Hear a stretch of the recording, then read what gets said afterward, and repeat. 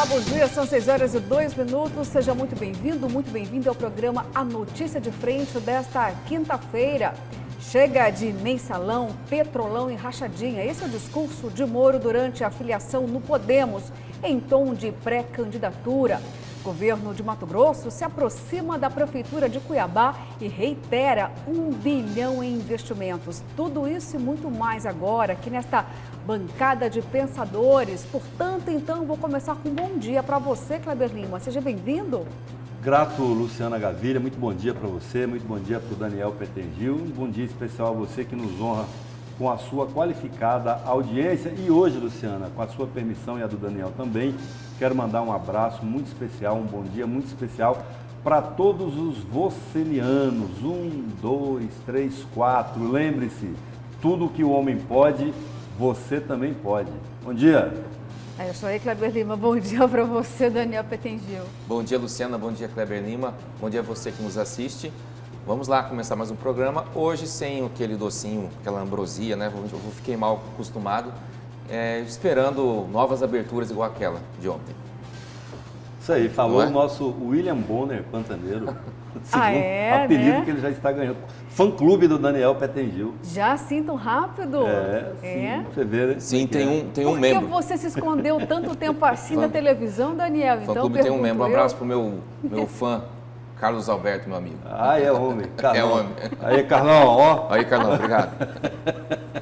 Tamo junto.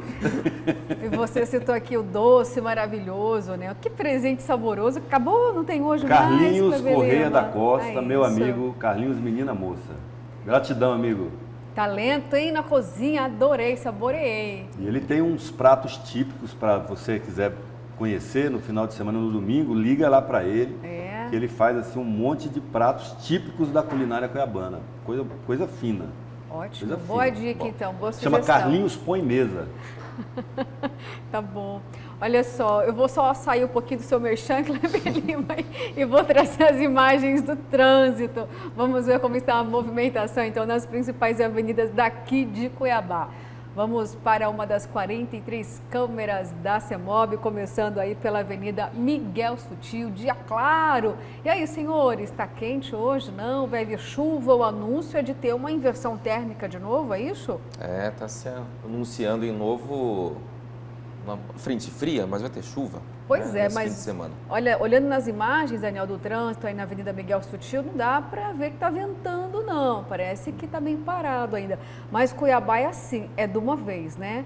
Quando vem a chuva, às vezes está com aquele sol ainda, vem a chuva forte, vai embora. Mas ultimamente o clima tem mudado um pouquinho. Começa a ficar mais nublado, vem aquele ventinho. Agora fomos aí diretamente na Avenida Fernando Correia com a Palmiro Paes de Barros, o trânsito aí muito tranquilo, são apenas 6h05 de uma quinta-feira, então bom dia de novo para você que está acordando agora, está ligando aí no Canal 10, fique com a gente, permaneça conosco, viu? Mais um girozinho de imagens aí das câmeras da CEMOB, vamos agora para um outro local aqui de Cuiabá. Avenida Historiador Rubens de Mendonça, quase sem movimento aí por enquanto, mas daqui a pouco esse cenário vai mudar e muito, hein? Bom, gente, essas são as imagens do trânsito, vai com Deus, vai com fé, final da semana se aproximando, final de semana dá para começar a fazer planos já, né, Daniel? Vamos só lembrar que o roteiro não pode ser muito distante, porque senão vai doer mais no bolso ainda para poder abastecer o veículo. Olha, ontem, inclusive, mostramos aqui em nossos telejornais aquela situação delicada também de quem está abastecendo até com gás. O valor está alto, subiu de novo, encareceu muito para os motoristas de aplicativos e também aquela cobrança deles em relação à falta de estrutura aqui para abastecer. Ficam muito tempo lá e ainda o setor, ao invés de trazer implementos, não, trouxe um preço maior. E chama a atenção quem trafega ali pela Estrada do Moinho, um posto de combustível ali em específico, sempre com uma fila quilométrica, que é onde os motoristas de aplicativo decidem ou preferem, também não tem muita opção, abastecer com GNV. Essa questão tem que ser realmente ampliada e decidida o quanto antes, porque É uma alternativa para quem não quer abastecer com combustível fóssil, mas não tem muita escapatória não, né? O preço da gasolina está cada vez maior, mas quem tenta outros tipos de abastecimento não consegue também numa vantagem significativa sobre isso. Tá certo. E olha, ainda nessa edição, Kleber, vamos falar um pouquinho mais dos combustíveis, porque tem a questão delicadíssima da Petrobras e o senador Carlos Fávaro começou uma movimentação, né? Isso aí, Mato Grosso tem o GNV mais caro do Brasil. Tudo aqui é mais caro do Brasil? Mais caro do Brasil. É impressionante, assim, porque que aqui tudo é mais caro que no Acre, não faz sentido.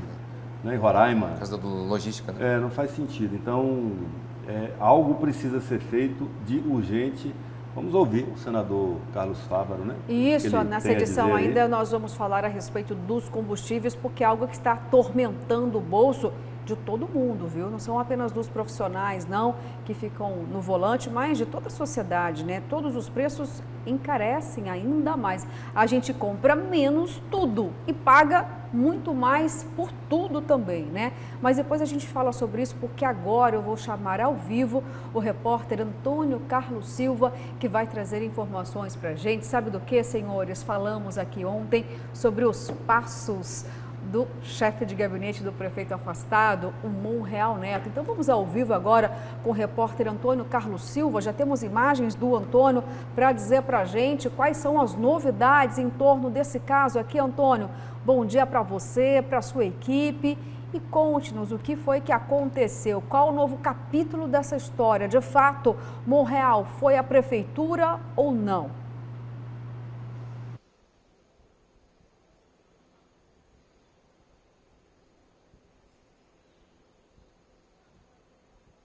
Bom dia, Luciana, Kleber, Daniel, e você acompanha a notícia de frente. Esta foi a notícia primeira, né, de que o chefe de gabinete do prefeito afastado de Cuiabá, Emanuel Pinheiro, teria vindo ao Palácio Alencastro, aqui no centro da capital. Ele nega, inicialmente disse que veio a uma agência bancária na região. O novo capítulo, a nova informação é de que veio a notícia de que na última terça-feira, dia 9, o policial penal Leonardo da Silva Ferreira foi exonerado pela Secretaria de Estado de Segurança Pública do cargo de coordenador de monitoramento eletrônico de pessoas. A exoneração, como eu disse, ocorreu na última terça-feira, dia 9, e coincidentemente ou não, ela ocorreu 6 dias após o desembargador Luiz Ferreira ter comunicado que Antônio Monreal Neto, o chefe de gabinete de Emanuel Pinheiro, teria vindo ao prédio da prefeitura da capital. Mas Monreal negou inicialmente, dizendo que não, que teria vindo a uma agência bancária. E vale lembrar que Monreal tinha sido preso em 19 de outubro por acusação de obstrução de justiça. Mas 3 dias depois, ele obteve o benefício de estar solto, mas com a condição de usar tornozeleira eletrônica e não frequentar prédios públicos sob investigação da Justiça, como a Prefeitura de Cuiabá e a Secretaria Municipal de Saúde. Mas há uma informação de que a central de monitoramento não havia mapeado os locais onde Antônio Monreal Neto não poderia frequentar. Já Neto negou inicialmente, dizendo que frequentava uma agência aqui da região e, em consequência disso, deverá sair a publicação, então, da exoneração do coordenador dessa central de monitoramento, o Leonardo da Silva Ferreira, um policial penal. Ele volta a trabalhar na Polícia Penal. Essa publicação sai nos próximos dias e, por enquanto, o Estado de Mato Grosso ainda não tem o nome do substituto de Leonardo da Silva Ferreira na coordenação, na central de monitoramento. Luciana, Kleber, Daniel, é você que acompanha a notícia de frente. Até daqui a pouco. Até daqui a pouco então, Antônio Carlos. Obrigada pelas informações. Antônio falando lá em frente à Prefeitura de Cuiabá. Então, Kleber Lima, se paga mesmo de fato o boleto em banco? Nós falamos aqui sobre essa situação ontem, os fatos em que será que Monreal poderia de fato ter infringido isso, teria colocado em risco o fato dele voltar atrás das grades. Então explica pra gente sobre essa exoneração que aconteceu. Luciana, eu quero fazer antes uma manifestação aqui da alegria que eu tenho de, pela primeira vez desde que eu estou aqui no programa, de estar no mesmo programa que o Antônio Carlos Silva. Eu sou fã incondicional do trabalho do profissional, da integridade profissional do Antônio Carlos Silva. Antônio Carlos, para mim é uma honra, viu, poder dividir o mesmo telejornal que você. Dito isso, é o seguinte, essa é uma informação, até foi um furo ontem do Hiper Notícias. O que esse policial penal, Leonardo, ele tinha a responsabilidade de cuidar das tornozeleiras, para o nosso telespectador entender. Então, a pessoa é condenada a usar uma tornozeleira, é informado lá para ele faz uma programação no sistema. Porque o que é a tornozeleira? É igual um GPS do celular. Quando você vai mandar uma localização para alguém, me pega aqui, pai, mãe, amigo, você manda a localização para a pessoa, quando vai chamar um Uber, né? Mesma coisa, é o mesmo sistema, é um GPS, fica um chip naquele equipamento, que é a tornozeleira, e ele dá a localização da pessoa, é uma localização aproximada, evidente. Ela nunca é, quando você vai mandar uma localização, você observe que vai dizer lá assim, precisão de tantos metros. 5 metros, 10 metros, 50 metros, né? Dependendo do lugar onde você está, das condições da internet, etc., ela vai ser a precisão da localização da informação. Para isso, o que eles fazem lá na Secretaria de Segurança Pública? Eles vão lá e, olha, o fulano está proibido de, no caso, o Monreal está proibido de frequentar a prefeitura. Então, ele vai lá no sistema e faz uma demarcação da área geográfica em que ele não pode ir. Se acaso a pessoa for, o que acontece? Soa um alerta lá no sistema. Imediatamente a Secretaria de Segurança tem condição de acionar uma viatura da polícia para ir lá verificar a violação da ordem restritiva que a pessoa tinha. Pois muito bem, a informação que a gente levantou em off, que a Secretaria nega qualquer relação de uma coisa com a outra, viu? É importante dizer isso. Mas alguém teria, segundo nós levantamos, alguém teria feito uma denúncia anônima, ou ele não quis revelar a fonte, ao desembargador que o Monreal teria ido à prefeitura, violado a ordem restritiva. O desembargador meteu ficha, meteu a caneta, o assunto veio a público. Na hora que foram puxar, que houve a contestação da defesa, foram lá no sistema puxar, cadê o mapeamento? Não tinha sido feito o mapeamento. Entende? Então, essa teria sido a negligência do Leonardo, policial penal Leonardo, de não ter feito esse mapeamento para o alerta. Mas, de qualquer maneira, fica o registro da pessoa por onde ela foi, só não tinha um alerta. E esses registros, segundo o que a gente apurou até agora, não sustentam a tese de que o Antônio Monreal Neto tenha estado na prefeitura conforme foi divulgado. Ou seja, alguém induziu o magistrado a erro e quem está pagando o pato é o policial penal por não ter feito uma outra coisa. É outra coisa, não tem nada a ver uma coisa com a outra. A única coisa que ele teria deixado de fazer, tudo isso eu vou deixar na condicionante, porque são informações em off que a gente obteve, a única informação oficial é que ele foi exonerado. Né? Ele foi exonerado do cargo, ele não perdeu a farda. Não, ele é efetivo, né? Ele é concursado, né? Servidor efetivo. Então agora a função é de confiança, né? De coordenador.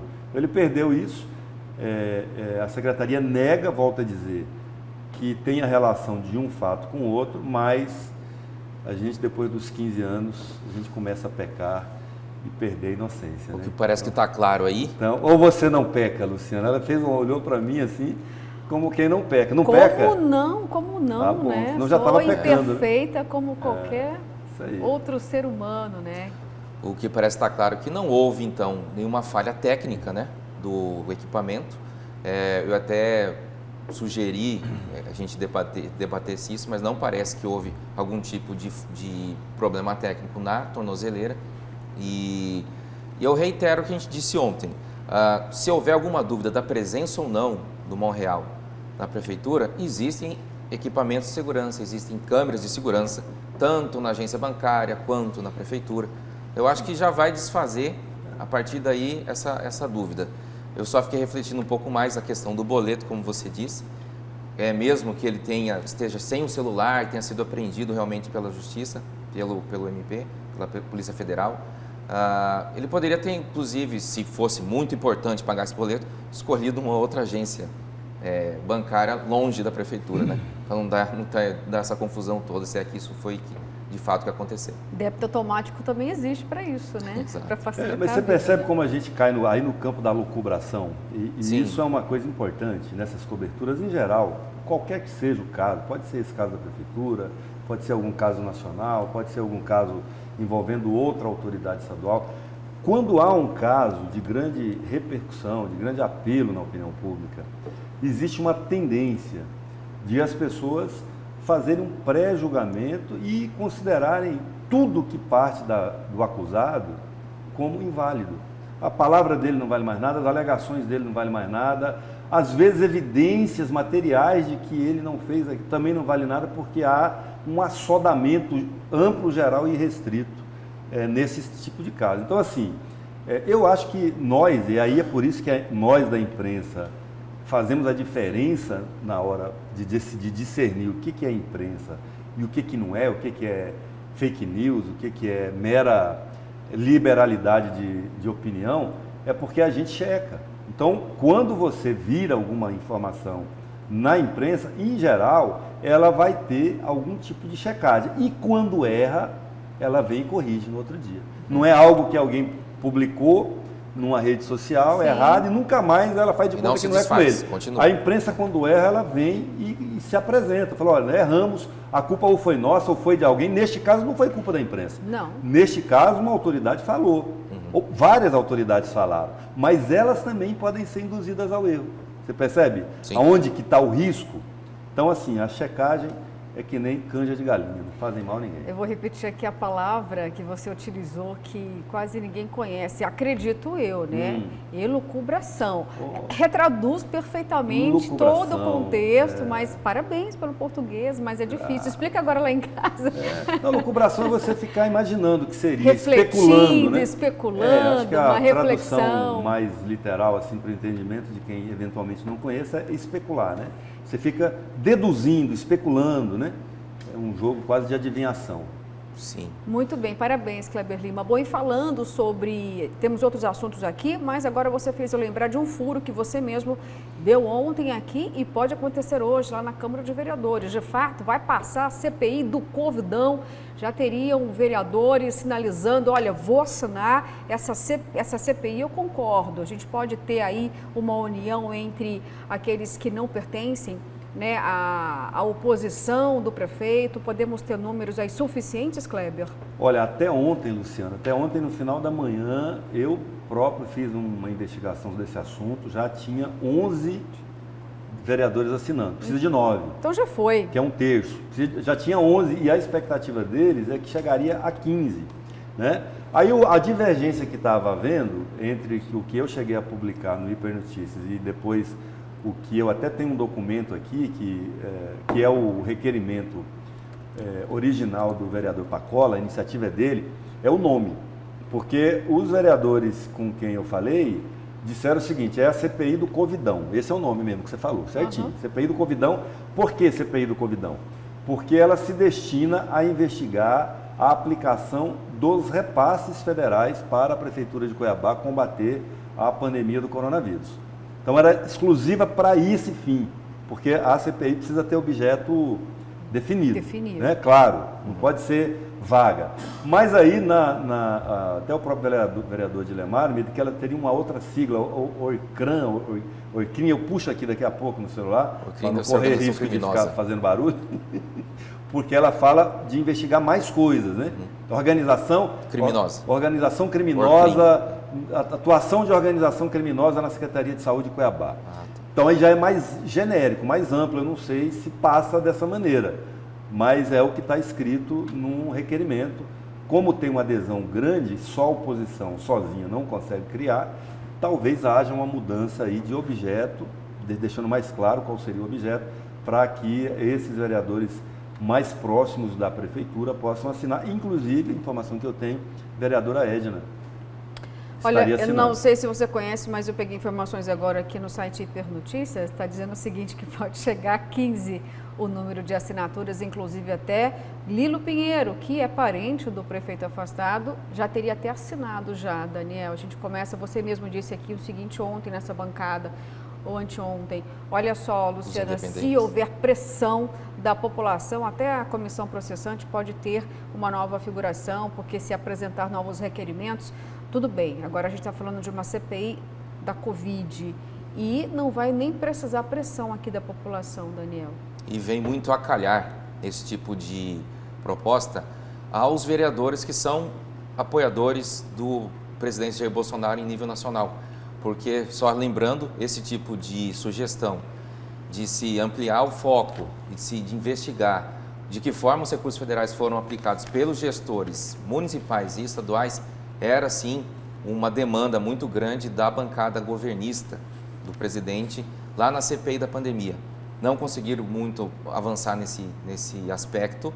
Eles gostariam de levar para a CPI da pandemia no Senado prefeitos, governadores, e não conseguiram, até porque existe uma limitação constitucional para isso, né? E agora na Câmara de Vereadores, a maioria, a oposição é bem alinhada com o bolsonarismo, então ideologicamente fica interessante para eles mexerem nisso também, né? Pode ter um destaque até, chamar atenção de forma nacional para essa questão.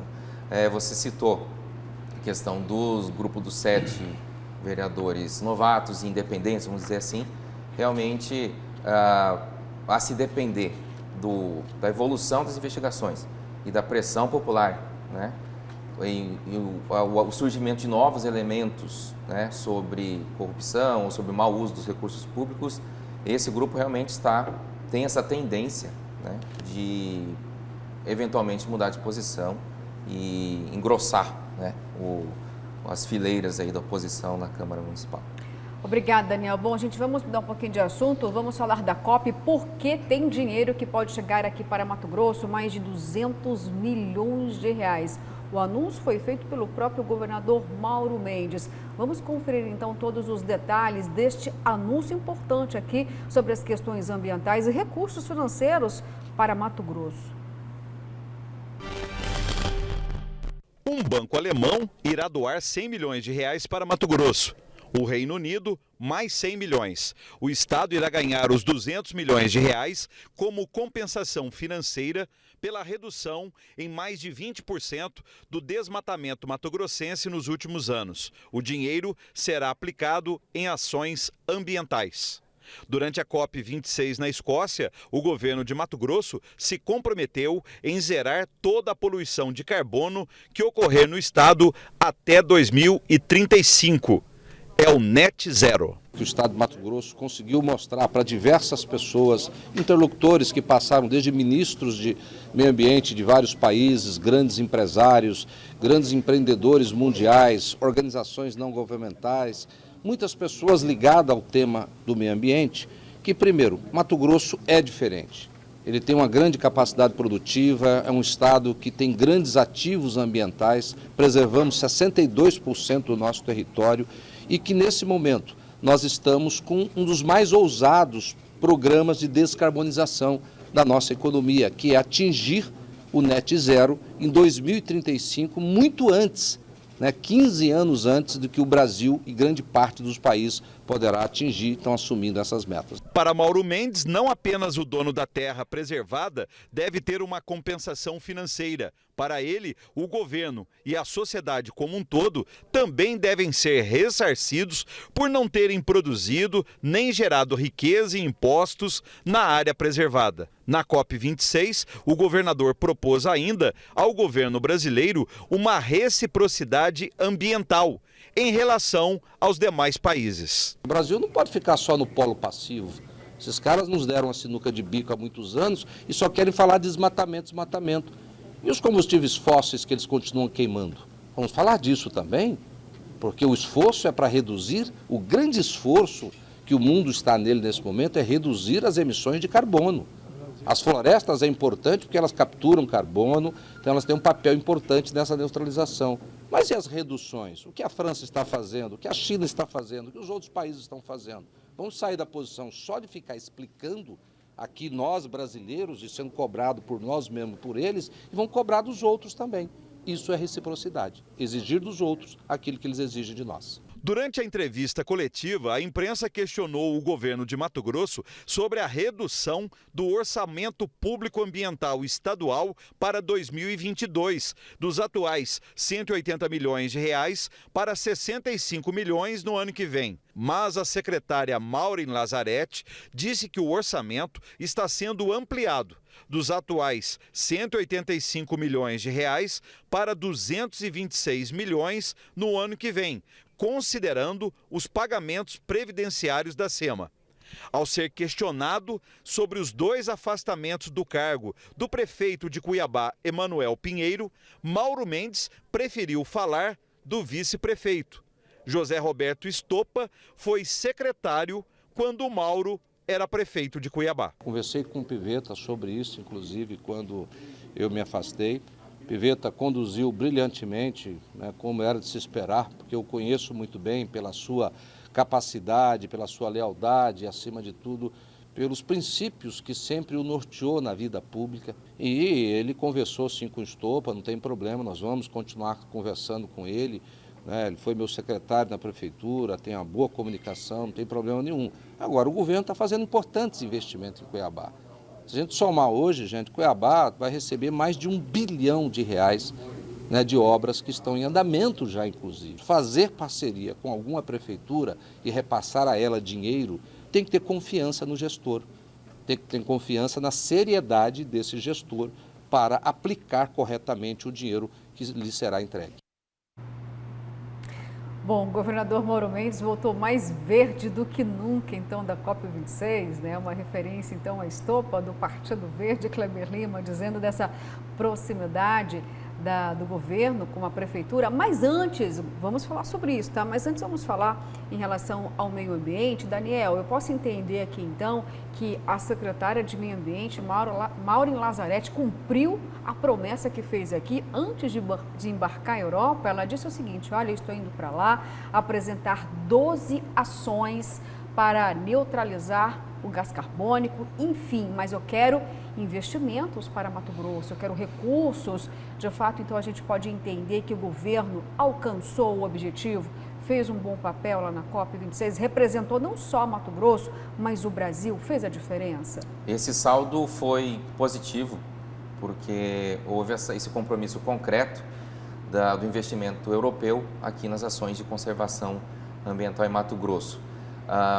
Mas vai ser importante agora, tecnicamente, que tanto a pasta dela quanto de outras secretarias definam as diretrizes de como se alcançar esse objetivo até 2035, que é 15 anos antes dos compromissos globais de neutralização do carbono. Até porque, ontem mesmo, durante a coletiva, o governador defendeu a exploração racional e sustentável das reservas ambientais, né? Ou seja, aquelas áreas de preservação que o subsolo é muito rico, né? Eventualmente até áreas indígenas, ele defendeu que sejam exploradas de forma racional e sustentável. E esse tipo de exploração, mesmo de forma racional, também emite carbono, também emite gás de efeito estufa. Então, a gente tem que entender como vai ser esse equilíbrio, né, entre a questão ambiental e o equilíbrio financeiro do Estado, já que é interesse, sim, de Mato Grosso e do governo federal avançar um pouco mais sobre essas áreas consideradas de reserva ambiental. Isso é sempre uma grande polêmica, né? E de que forma ele vai fazer isso de um jeito sustentável, um jeito racional, sem que também se agrida e se transgrida as leis. Muito obrigada, viu? Olha só, Kleber Lima, nessa bancada aqui, durante a realização da COP26, eu cheguei a mencionar aqui o fato de que o governo federal, ele deu incentivos para que empresas poluentes, eu estou falando aqui das termoelétricas, pudessem continuar investindo pesado aqui no Brasil, indo na contramão de tudo aquilo que se prega nesse momento, uma redução dos combustíveis fósseis. E aí me chamou muita atenção que hoje, aqui no jornal A Gazeta, o editorial fala justamente sobre isso. Eu vou até trazer cifras aqui que eu fiquei impressionada, eu não tinha dimensão desse valor. Olha só, a organização sem fins lucrativos que monitora o orçamento público sobre a perspectiva dos direitos humanos revela que, somando subsídios diretos e indiretos, o total como incentivo a combustíveis fósseis apenas no Brasil foi superior a 120 bilhões de reais, superando e muito, por exemplo, Kleber, a educação. Ou seja, isso mostra o que os estados precisam sim fazer as suas ações em relação à proteção, à preservação ambiental. Mas e o governo federal? Também precisa ter esse alinhamento. Sabemos da ausência do presidente Jair Bolsonaro, do qual até o governador foi mais diplomático, dizendo o seguinte: olha, não fez tanta falta assim. Mas e aí, o Brasil, para atender essa pauta, precisa então ter modificações? Nós questionamos inclusive o Fávaro quando veio aqui no estúdio em relação às termoelétricas, aos combustíveis fósseis. Acredito que sim, né, Luciana? Eu vejo assim, o mais importante, não sei se parece que ninguém questionou isso ontem, nessa coletiva, saber como é que o governo vai, na prática, implementar as políticas com as quais ele se comprometeu e, sobretudo, se o governador já conversou com o vice-governador, Otaviano Pivetta, sobre as divergências que o Pivetta, que é homem de produção, que está lá na ponta, ele é que sabe se dá conta ou não dá conta, ou como, em que condições, qual o preço de fazer isso, se eles já resolveram aquela aparente divergência que foi manifestada durante a viagem do governador, e o vice, provocado pela imprensa, disse que aquilo era coisa para acontecer na Finlândia, não no Brasil, não em Mato Grosso, né? Isso é uma coisa que eu gostaria de ver, se está resolvido esse conflito. Outra coisa que ontem eu vi no noticiário, que os Estados Unidos e a China também assinaram protocolos de redução da emissão do metano, né? Que é um assunto que a gente já tratou aqui, né? Que está aí os pecuaristas todos bravos, agora a culpa é do cocô da vaca, é do pum do boi. E nós somos produtores, uns dos maiores, mas eles também são, né? Os Estados Unidos também é um grande produtor. E não é a única fonte de produção de metano, tem inúmeras outras.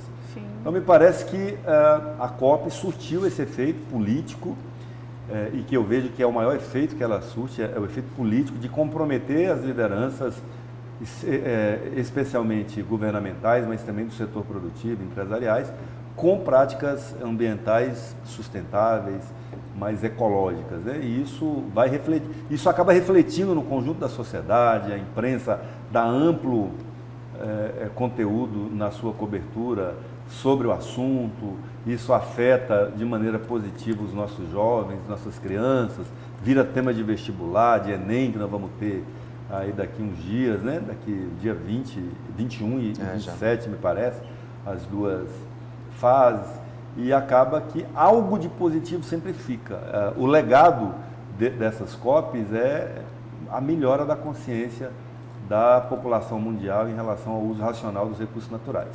A questão, Luciana, que você se falou em combustíveis fósseis, quando se fala disso, se fala aqui de petróleo. E mundialmente existe essa pressão para se reduzir esse tipo de exploração, mas assim, o mercado de petróleo mundial é muito poderoso, né? Bilhões de dólares, de euros, que envolvem investimento. Então, as nações têm esse desafio de reduzir essa pressão, essa dependência do petróleo sobre as suas matrizes econômicas. Isso não é fácil. Então, uma coisa é você fazer realmente um compromisso ousado para daqui 15, 20, 30 anos. Outra coisa é colocar isso no papel, cortar um pouco essa dependência que os países têm desse tipo de combustível, investir mais em matrizes mais ecológicas e limpas, né? As energias limpas, como dizem. Olha, muito bem, gente. Algumas mensagens aqui nesse momento eu vou destacar, eu preciso chamar um intervalo, mas tem relação direta com o meio ambiente, porque é uma realidade daqui, né? As pessoas estão assistindo, vendo o governador de Mato Grosso, que acabou de chegar da COP, falando de ações ambientais, mas olha isso daqui. Bom dia, governo municipal e estadual, né? Governos municipal e estadual.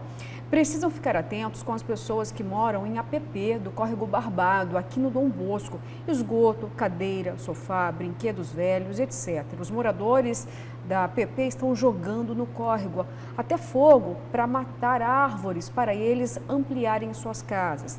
Não é assim que preserva o meio ambiente se os gestores não fizerem o dever de casa. E aí, gente, eu recebi aqui outras informações também sobre esses problemas aqui em Cuiabá.